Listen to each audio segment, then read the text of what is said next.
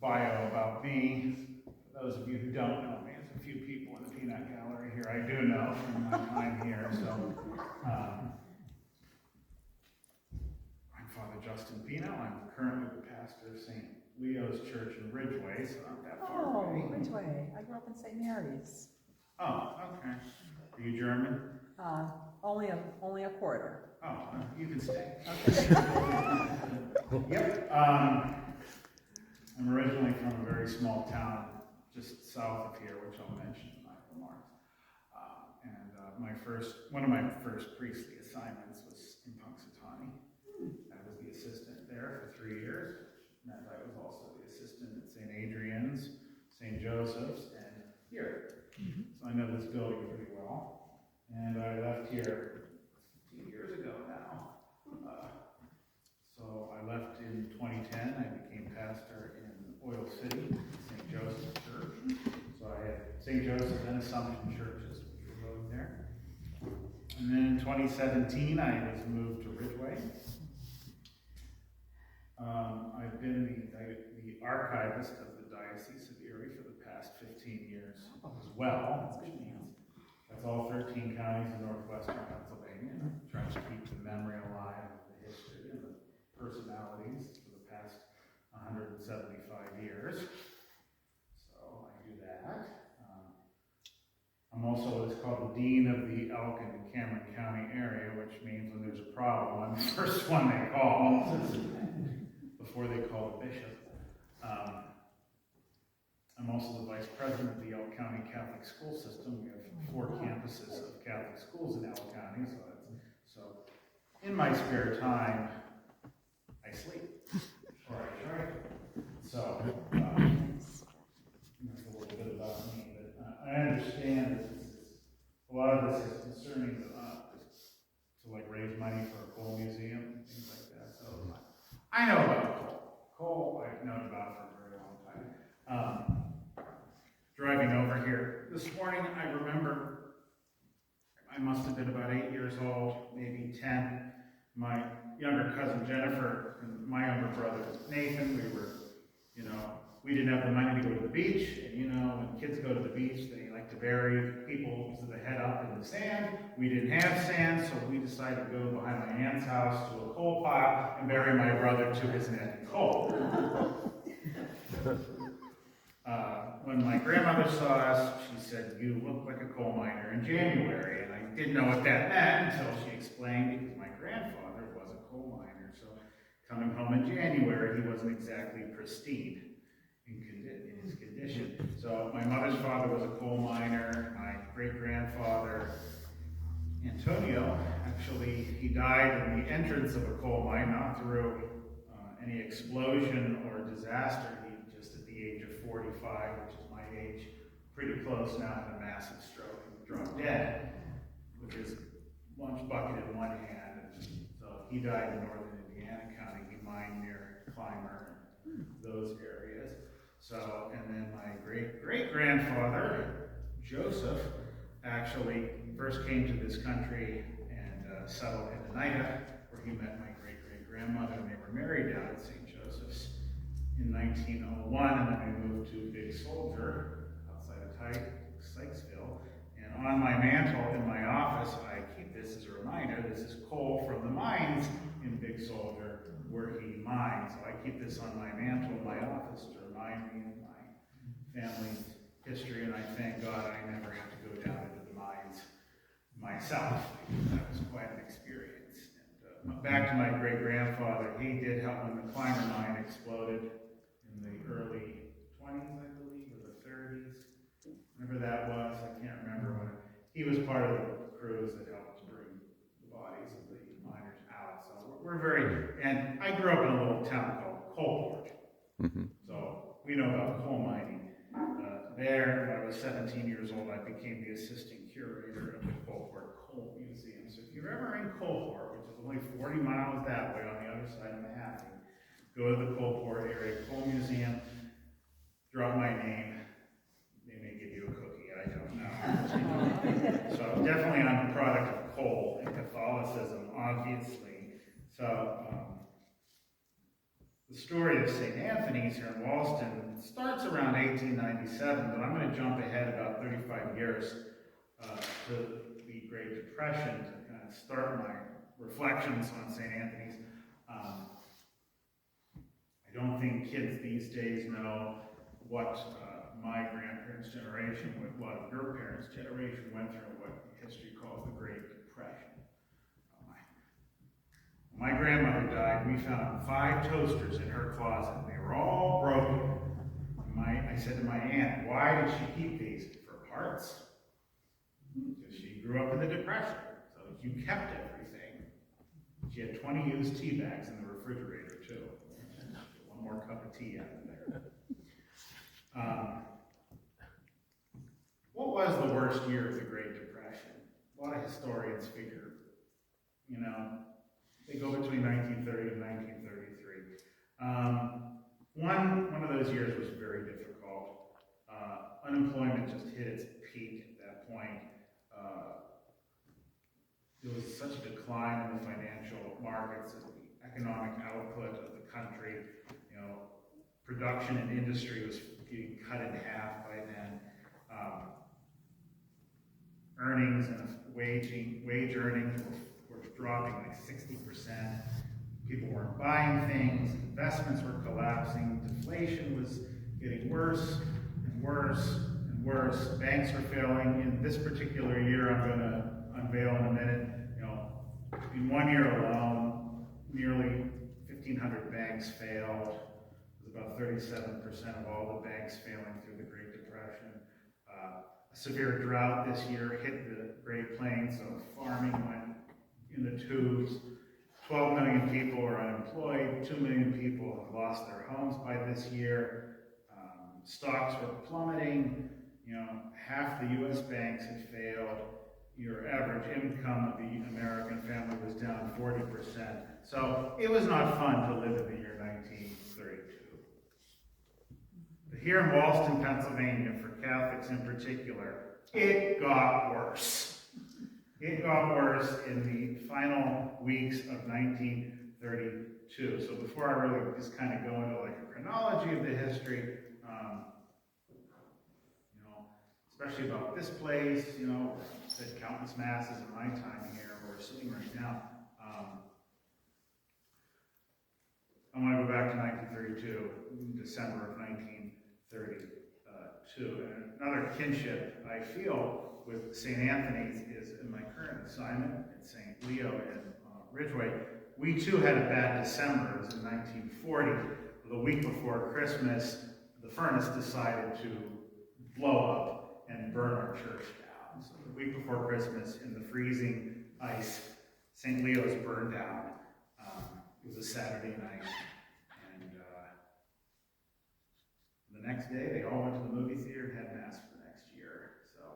But unfortunately, that occurred here in 1932. St. Anthony's was destroyed by a fire. So in the worst year of the Great Depression, poof.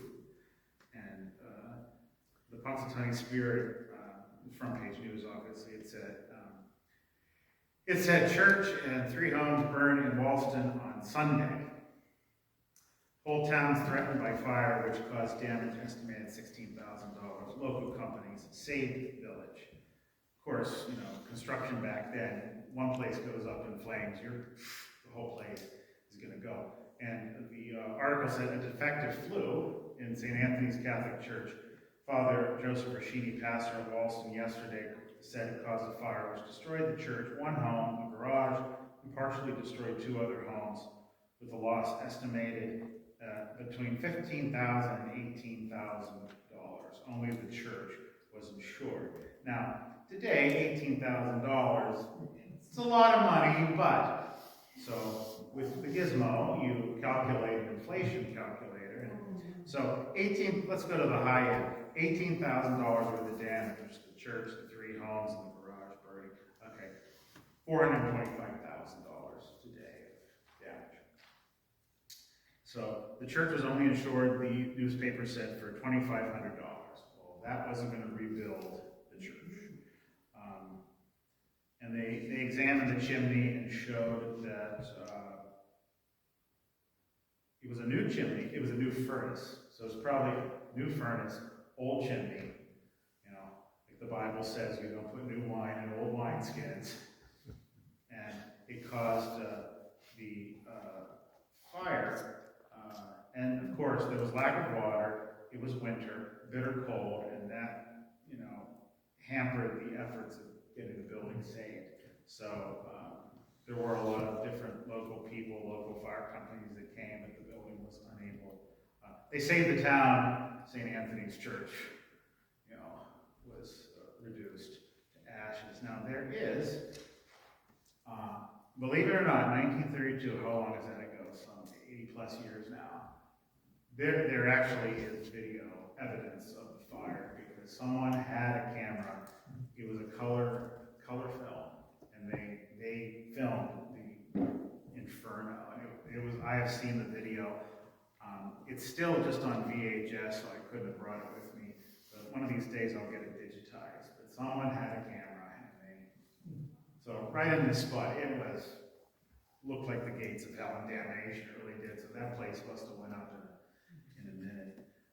So remember, this is the worst year of the Great Depression. So how are we going to rebuild St. Anthony's? Because they did, because we're here. And they really came up with an ingenious way. By January, so a couple weeks later, January 33, they're going to like, okay, we'll be open for business at Easter. So how are you going to do that in the middle of the Great Depression, building basically a 40 by 80 foot, you know, church on the same site? Well, they were lucky. The foundation was still here. So the foundation we're on is the original foundation. So they thought, well, why don't we repurpose? Very Depression ingenuity. So they went down the road to a little town called Eleonora. It's still there, kind of. I think there's a house there, maybe two. Eleonora. It's right outside Pino. It's like Sykesville. On the way to, that's Salvation. That's Salvation. Eleonora's, you know, where is it, Shirley? Right by Desire. Okay, so it's Desire for right. Okay. So over that way, wherever that is. So there was a church there, St. Helena's. It really had, you know, Eleanor had pretty much kind of dried up by then anyway, as those little mining town, you know, the mining companies left and the towns died. So they decided, well, we're just gonna. Now, there's a myth out there they moved St. Helena's here, and this is St. Helena's Church. Yes and no. They took it apart and used all the building materials to build St. Anthony's. The bone, the skeleton of this building here is St. Helena's in Eleonora. And it cost about $4,000 to do that. Refurbish, rebuild, and most of the labor was very small because, as the newspaper said, every person in Walston, Catholic and Protestant alike, offered their services to reconstruct the church. So we were being ecumenical long before that was even a word. So not only did the Catholics here in town help rebuild this church we're in right now, but so the Protestant people in Walston did too. So the paper said it cost about $4,000. Bishop Gannon said it cost about $3,000. You know. So that was about, and the diocese and the bishop gave money to help too. They gave a good portion of the money to help defray those costs. But again, I calculated it. Say it was $3,000. You're talking a little over $70,000 to reconstruct St. Anthony's at the time. And that was pretty well finished by June. So they missed Easter. But it was still within about less than 6 months after the fire and destruction, they had the church rebuilt. That's very common in those days. You know, people they did it. You know, again, in Ridgeway, when our church burned down in December of 1940, they had all the money and the materials pretty well ready to go. The structure was built before December, 7th, 1941, when all the materials would have then started going toward the war. So by July of 42, St. Leo's was completely rebuilt too. So the disaster actually happened at the right time before the war started, because then everything would have gotten taken out. So,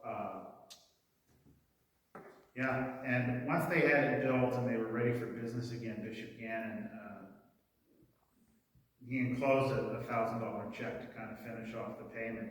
And he wrote in this letter, June 2nd, 1933, Bishop Gannon said, "Now that you and your people have," he's writing to Father Rashini, who was the pastor then, "now that you and your people have rebuilt your church, I trust that they will renew their fervor and loyalty to their holy Catholic faith and be regular and devout in their attendance at the holy functions to be held there for many years to come."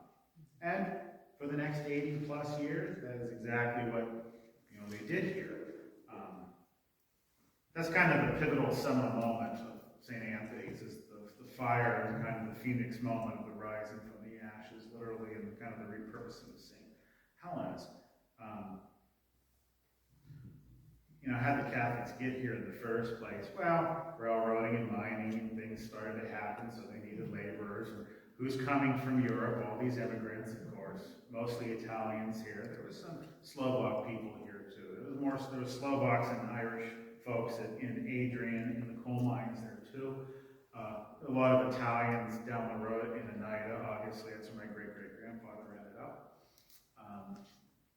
Really, when you talk about Catholicism in Jefferson County, there's one person you have to talk about. There's one person that the Catholic Church didn't get here without him, and that's Monsignor Herman Clement Winker. Okay? He started it all. He basically got a lot of these little towns and communities together, told them, okay, start raising money, build a church, we'll get you a priest that speaks your language. He really did that. He built St. Cosmas and Damian in Punxsutawney. He basically founded Immaculate Conception in Brookville. He was very instrumental in bringing people together that way, and he helps kind of get people together. A lot of these little towns, you would start mass, just saying mass in people's homes. That's how Cosmas and Damian started with the Gillespie family down there. They just started saying mass in their home, and then you get money and you build a church. So by 1898, you kind of have a community established here in Wallaston.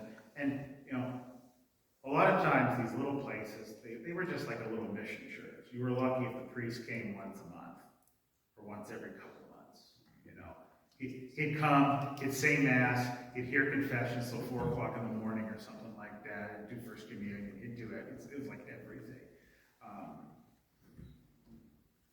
You really started to call yourself a parish when you had a priest that lived here.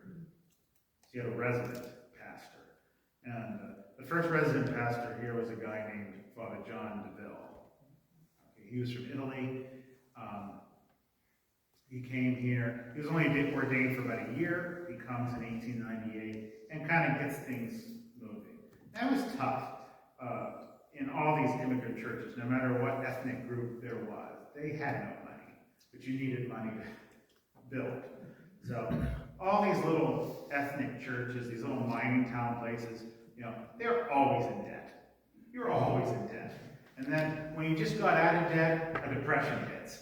When we just got out of debt again, a war happens, or a fire, or a flood, or the pastor drops dead. That was happening. That would happen all the time.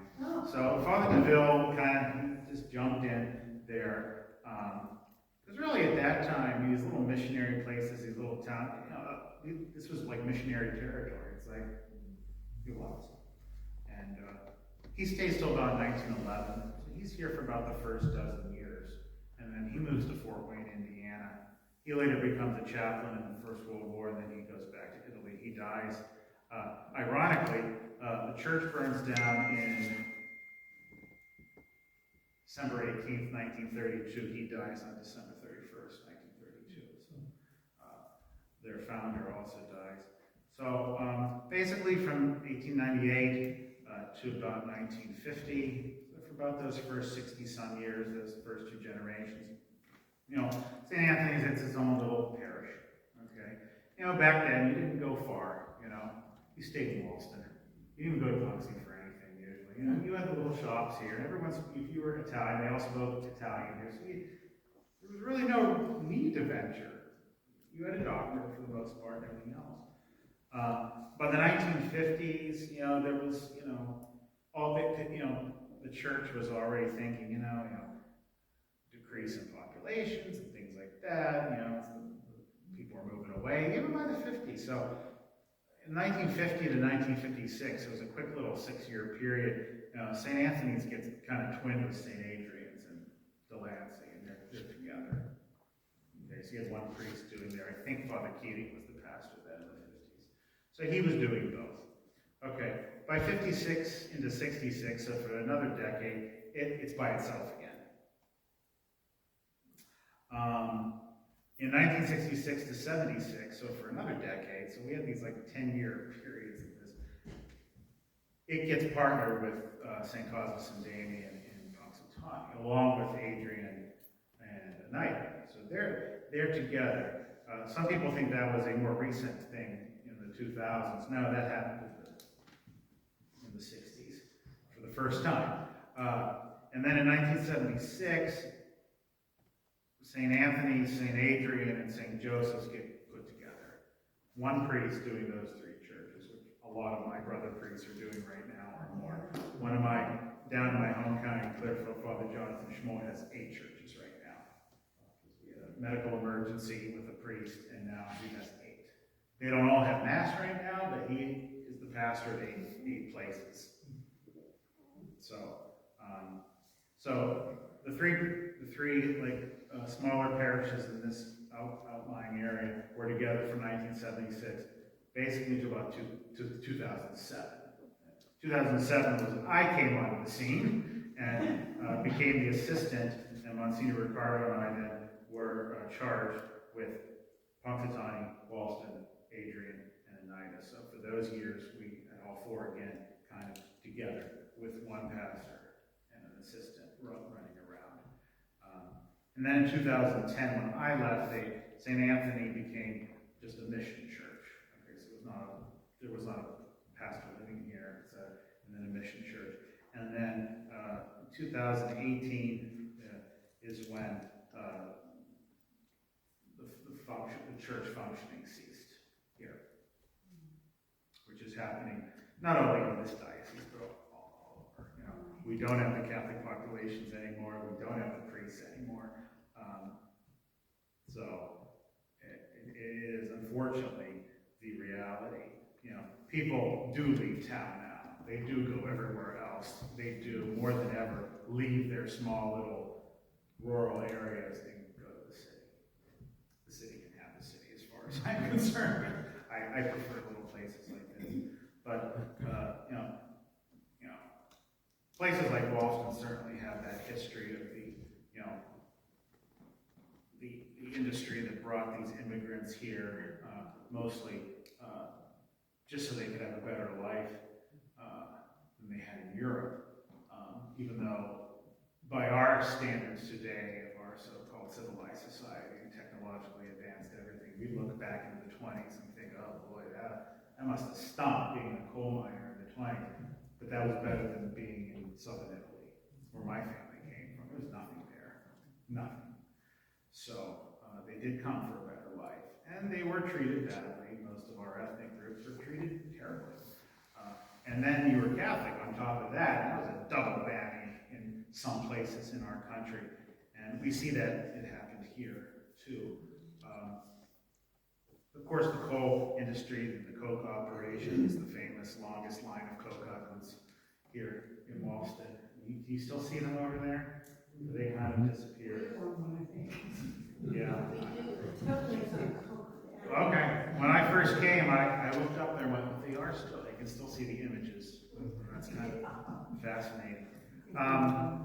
In case you didn't know, I didn't know this until I was rehashing my history that Walston is named after an executive of the R&P Coal and Iron Company. His name was Walston Brown. Delancey is named after Adrian Island's nephew or brother, son. Yes. Because Adrian Islin was the one that kind of, correct me if I'm wrong, Shirley. He was the finance here. Okay, right. And Delancey was his son, grandson, and that's, yeah. I always call it Delancey. A lot of people call it Adrian, so it's kind of, those are named after real, actual people. So, you know, with the coal and the railroads and things happening, when you see these immigrants, like I said, Father DeVille comes here. I think it was at its heyday, St. Anthony's, probably around 1904, 1905, at the beginning of the 20th century. In 1904 alone, there was 146 baptisms in this little place. 146 baptisms. I don't think I've done that, and that amount of baptisms in the 20 years I've been raised. So that's a lot. I guess from what I found, there was an estimated 3,000 to 4,000 people living here in Boston around 1904. And not only did the priest who at St. Anthony's have this church, he had a mission too. There used to be a Catholic church in Frostburg. So he was going over there from here in the late 1880s into the early 1900s. Again, people didn't drive. They usually didn't take the train. So you have these little places everywhere. You know, Helvetia had a church, St. Anthony's, right up in Du Bois.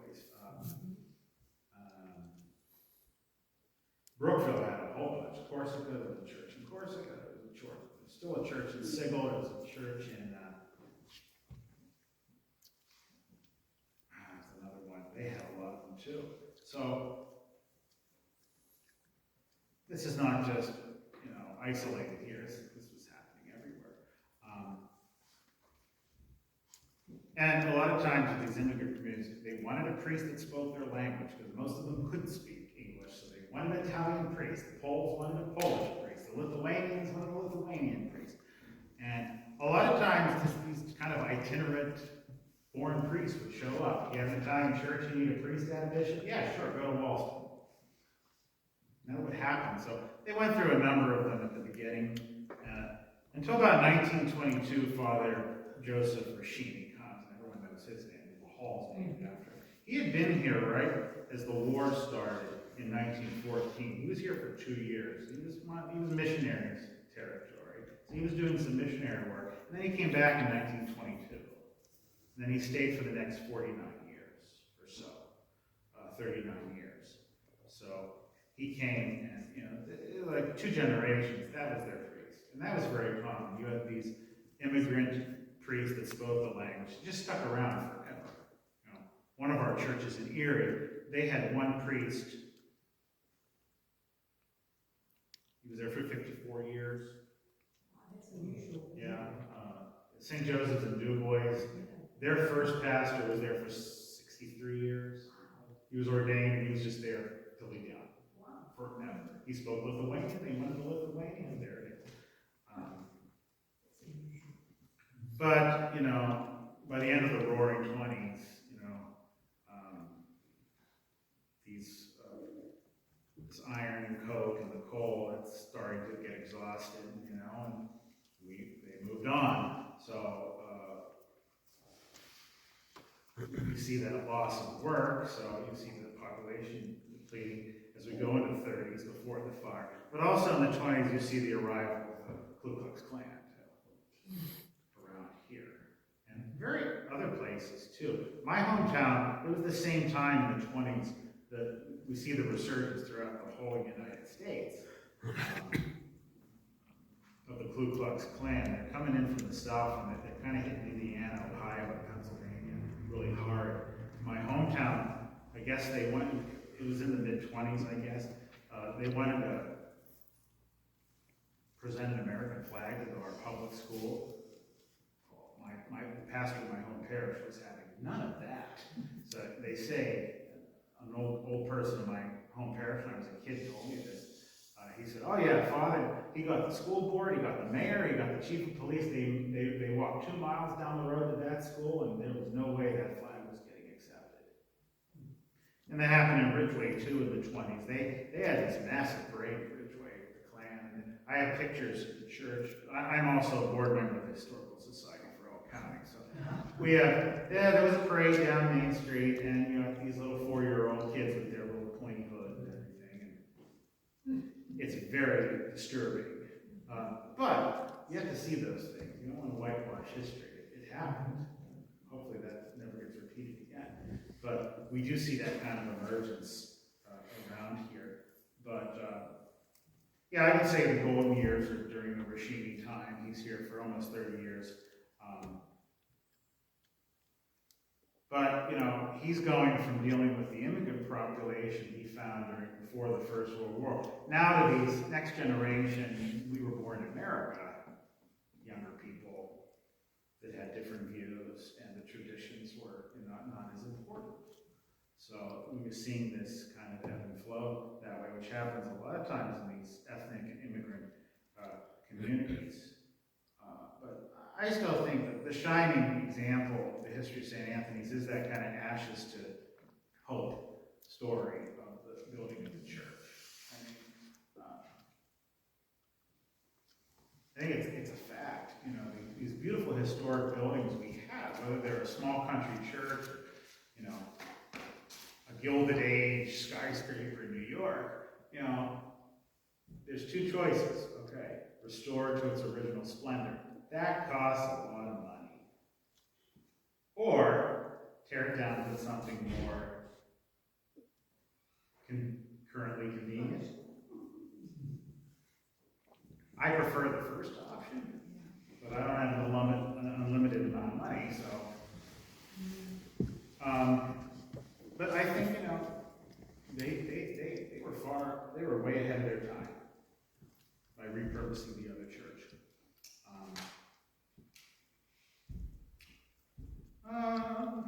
I think another thing about, I've always liked, they used to have a beautiful procession here at St. Anthony's. Every June around the Feast of St. Anthony, statue would get put in this little, I can't carry it out here, it's in the closet there. There's a special, like, carrier that the statue goes, and they would go up, we would go down. I did that all the years I was here up and down. So that was going on since I think the 30s. Very Italian. Have you ever seen The Godfather Part 2 when they're having the procession through New York? Very, very small scale, but it was like that here. And I always enjoyed it when I was here. So as I just have some closing remarks, and then I'm going to pass these around. The first photo this is the original church. This is before the fire. And there's a picture. You can see the church in the background. St. Anthony's did have a school. Because there was a big resurge. There was a surge of, you know, have a Catholic school in every church. Especially for the Italian kids, they would want a Catholic school where they were taught Italian. So that would have been importing some Italian nuns, which I think they did. So there's a picture of the school students. It must be the winter because some of the kids have little hats on. And this is one of the St. Anthony processions from about 1940. I believe that's the same statue. It's been repainted. And then this is the interior of this church here, about 1953 when they redecorated a little bit. It looks different. The floor is the same. I think the pews are different, but you know, you can tell this is the same church. There's a few statues that are the same, but it does look a little bit different from 1953. So I'll pass those around. Look at those. I'll give my final remarks, and then if you have any questions, I don't know if I'll be able to answer them, but I'll try. But I think the story, so many churches, especially in the rural area of our diocese, I don't think this statement is off the mark. Churches are almost always built by the poor. This was very much the case here. Yes, there's always some people with means that are very generous that give pretty handsome gifts, but you know, most of the churches are built by those little nickels and dimes of working people, the miners, etc. That's true. And all over the United States, I think it was true here. You know, we're in a place that was built by the blood, sweat, and tears and sacrifice of a lot of people. I don't know if people think about that anymore, or if they read the history, or if they know the story behind things. as St. Anthony's knows, the people that came before us, you know, buildings can disappear. They can be destroyed. There's a fire. There's a flood. They're just abandoned. And what's important to think, I'm not just talking about the Catholic Church, but any congregation of believers, the church is never and cannot be a building. It has to be the people that are in the building. That's the men and women and children who did do the sacrifice and sweat to build those places. That's the living story. Those are those elements of what in Catholic theology, you know, we call the body of Christ. Not just the body of Jesus, but us. That's the church. That's all these communities that come together. Like I said, in Ridgeway, our church burned down. Well, they went over to the movie theater for a year and a half and had Mass. Some of them used to have Mass in the morning and just stay for the matinee, I'm told. And they would genuflect when they would get popcorn or something. They're trained well. But that, to me, it's always been the thing, you know, churches are not buildings, it is the people. You know, we're the church. That's the body of Jesus. So the Catholics that sat in these pews or the pews that came before them in those pictures there, you know, they shared that whole idea of being a witness for Jesus Christ and being on a mission, not because of the building, it's because, you know, they had this encounter with him. You know, I don't think people think about it, you know, if you're a member of any Christian denomination, you're sitting there because somewhere at some time in the recesses of your family genealogy, someone in your family, every one of our families, at some point in history, in ancient history, met one of those original apostles that Jesus ran around with in Galilee. I mean, that's what the Bible says. In 33 AD, we estimate that year usually, you know, Jesus said, go teach all nations. So there they went, Peter, Andrew, John, all those folks, and they met people.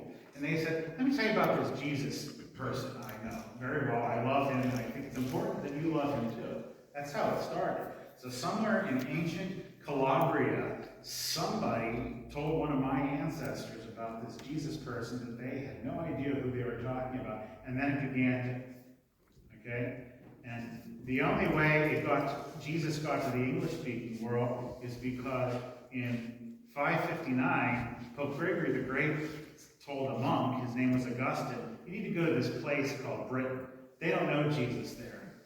They speak a strange language up there on that island, but they don't know who Jesus is. So he did. He walked over the Alps. He went from Rome all the way to Canterbury, and the English-speaking people started to learn about Jesus. In 1789, John Carroll was the first Catholic bishop in the United States. And then the word spreads. And then that goes all the way to right here. That Italian priest and all those coal miners people. So I usually end my historical talks when I talk, because I like to talk about the people. I hope I did that, you know, because it's about the people. I always end in the same line, and it's true here, it's true everywhere. We have stood on the shoulders of giants, and we